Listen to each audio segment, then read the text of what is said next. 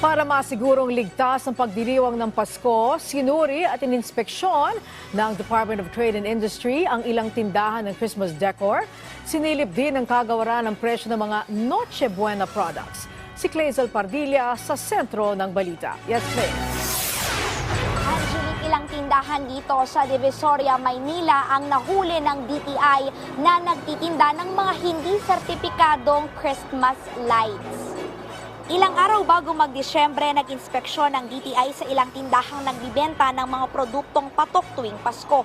Kabilang na ang mga nagpapailaw at nagpapaningning sa mga Christmas tree at mga kabahayan, walang iba kundi ang Christmas lights.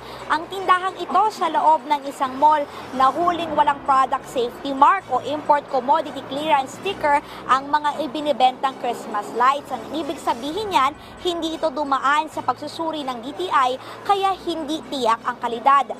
Wala ring tatak at detalye ng manufacturer ang pailaw, kaya hindi matitrace ang gumawa kung may mangyaring aberya. Narito ang pahayag ni Secretary Fred Pascual ng DTI. Kumbaga niya, kung Christmas light ang pinag-uusapan, mag-malfunction, na alam naman natin sa mga nakaraang pagkakataon, mga nakaraang taon, may mga nare-report na fire ang pinagmulan ni Christmas lights. Yun ang iniiwasan natin. I-confiscate na kasi may prima facie evidence na .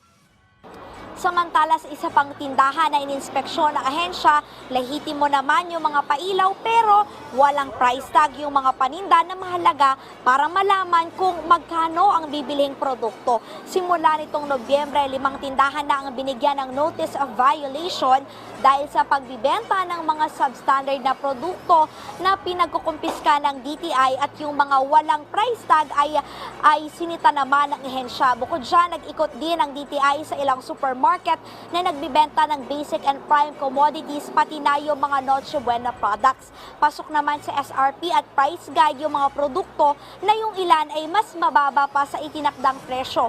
Matatandaang noong nakaraang linggo, naglabas ang price guide para sa mga Noche Buena items ang DTI. Ilan sa mga nagtaas ng presyo, yung hamon, cheese, queso de bola, salad macaroni, mayonnaise at iba pang Noche Buena. Pero ayon, Angelique, sa DTI, marami pa rin naman mga Noche Buena items yung hindi nagtaas yung presyo. Kailangan lamang ng mga mamimili na mas maging mapanuri at maging wais sa pagbili.